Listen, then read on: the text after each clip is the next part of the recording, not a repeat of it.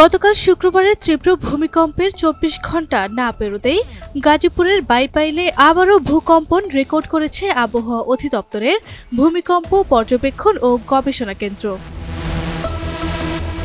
২২ November শনিবার সকাল ১০টা ৩৬ মিনিটে ১২ সেকেন্ডের এই কম্পন রেকর্ড করা হয়। রিখটার স্কেলে এর মাত্রা ছিল ৩.৩। ভূমিকম্প পর্যবেক্ষণ ও গবেষণা কেন্দ্রের দায়িত্বরত সহকারী নিজামুদ্দিন আহমেদ NTV অনলাইনকে এই তথ্য নিশ্চিত করেছেন। তিনি বলেন, সাভার ও আশুলিয়ার মাঝামাঝি বাইপাইলি এর উৎপত্তি স্থল।